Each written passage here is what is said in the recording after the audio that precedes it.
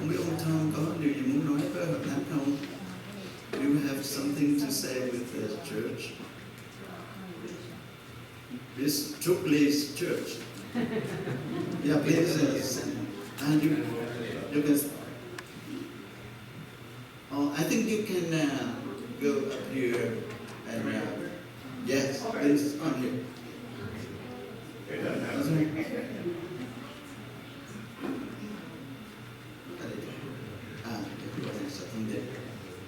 Where'd everybody go? Oh, yeah, you may go.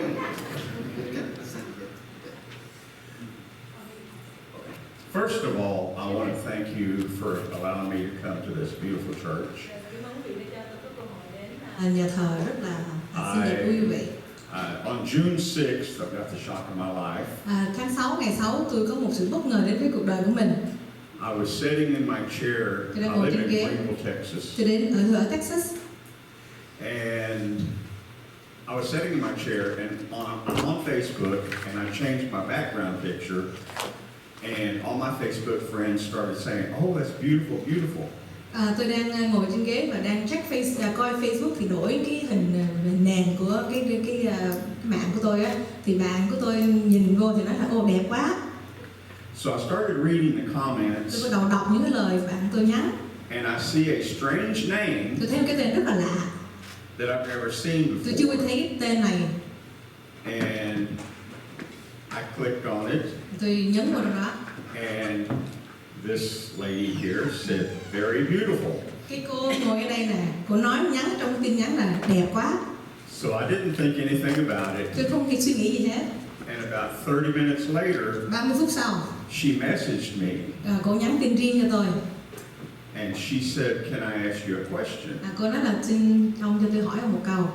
I said, "Yes." Tôi nói hỏi đi. She said, "Was you in Vietnam in 1971 and 1972?" Hay là ông có ở Việt Nam năm 1971, 72 hay là không? I said, "Yes, I was." Ông nói, dạ tôi đã ở Việt Nam năm đó. And she told me, she said, "Well, here's my phone number. I need you to call me. I need to talk to you." Cô đưa cho tôi số điện thoại và nói là xin ông gọi tôi muốn nói chuyện với ông. I told her, "I don't call anybody I don't know." Nói tôi không gọi người nào tôi không có biết. So she said, "Okay." She says, "My mother knows you." Cô nói, vậy được rồi, mẹ tôi biết ông. And I said, "How does your mother know me?" Sao mà mẹ của cô biết tôi được? And she says, "Well, you and my mother used to see each other in Vietnam."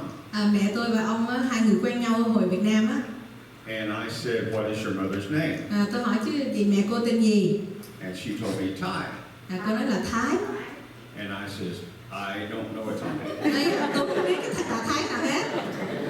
She says, "Oh," she says, "in Vietnam she went by Hoa." Tên ở Việt Nam á thì bà tên là bà Hoa.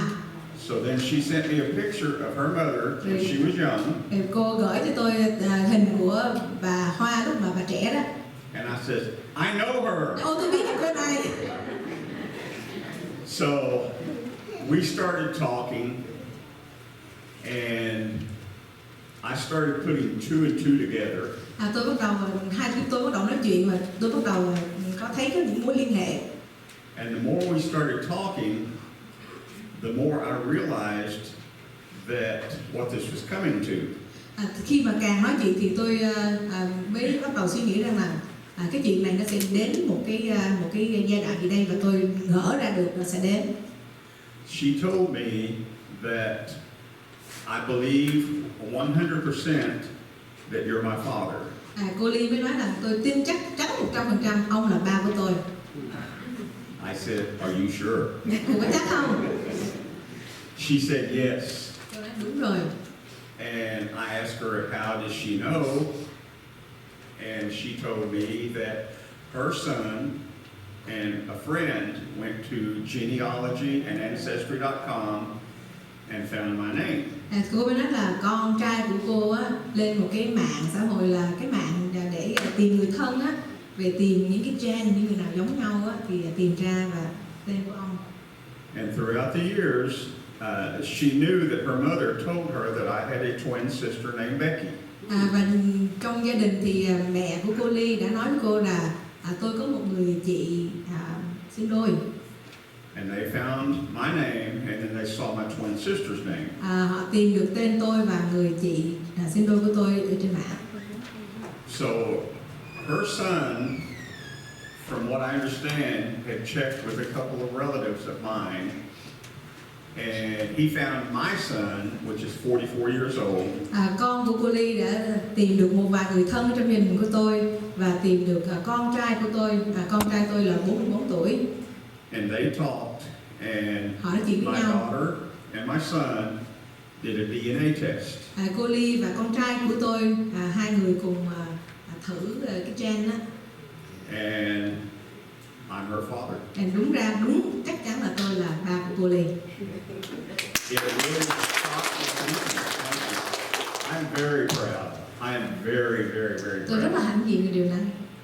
Because, you know, a long story short, when I was growing up, I was the black sheep of my family. My family, nothing to do with me, except for my mother. Tôi từ khi lớn lên á, thì tôi trong gia đình á, là cái người con mà không có được nhiều người thích, chỉ có mẹ tôi thì rất là thương tôi. My son, which is 44, has nothing to do with me. Con trai của tôi 44 tuổi thì nó không có muốn dính dáng gì với tôi hết. Since he was a little boy, he told me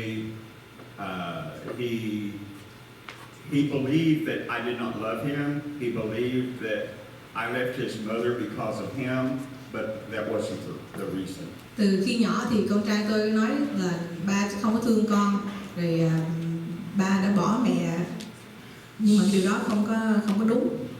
So all through the years, I felt like I had no family with except my mother.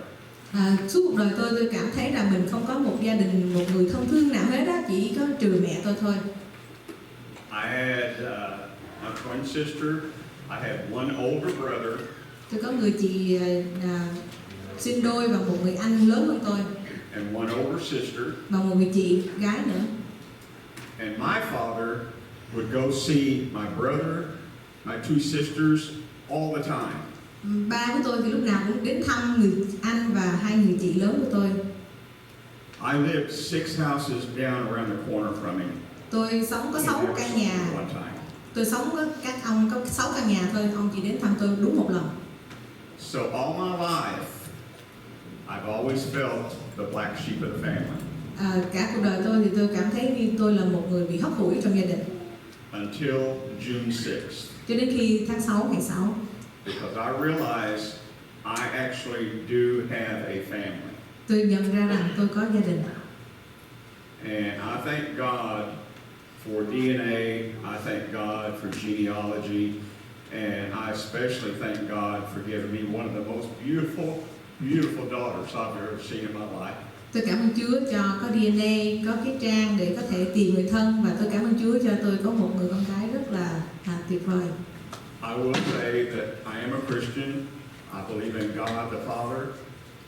I know where I'm going when I die.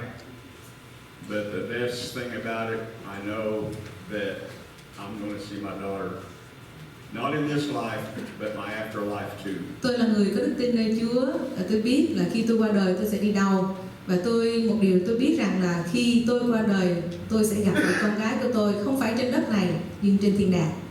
The last 3 days I've been here, I have felt more love from one family member than I have 70 years of other family members. Trong suốt 3 ngày tại Cali, tôi cảm nhận được tình yêu, mà cái tình yêu này nó còn nhiều hơn là tình yêu suốt 70 năm trong cuộc đời tôi. Và cái tình yêu này đến từ một người thân trong gia đình của tôi. And I want to take this time for letting y'all know that I'm very proud to have a daughter. And I was really shocked that I had 2 grandchildren. Tôi rất là cảm ơn Chúa và rất là hãnh diện vì tôi có tìm được một người con, và rất vô cùng là ngạc nhiên là tôi có được 2 đứa cháu ngoại. I met them. Tôi đã gặp 2 đứa đó. My grandson and I have talked on Facebook, and I asked him if he's happy. Tôi nói chuyện với cháu ngoại tôi là Cường á, ở trên mạng Facebook á, thì tôi hỏi cháu của tôi là he tells me I am very happy because now I have a pawpaw. Rồi Cường nói là con rất là vui bởi vì hôm nay con biết rằng con có ông ngoại. So anyway, I want to thank each and every one of y'all for allowing me to get up here and giving my testimony. Cảm ơn Chúa và cảm ơn quý vị cho tôi có cơ hội để đứng đây là nói cái lời chứng của mình. And this is not the last you'll see of me. Đây là không phải lần cuối cùng quý vị sẽ gặp tôi đâu.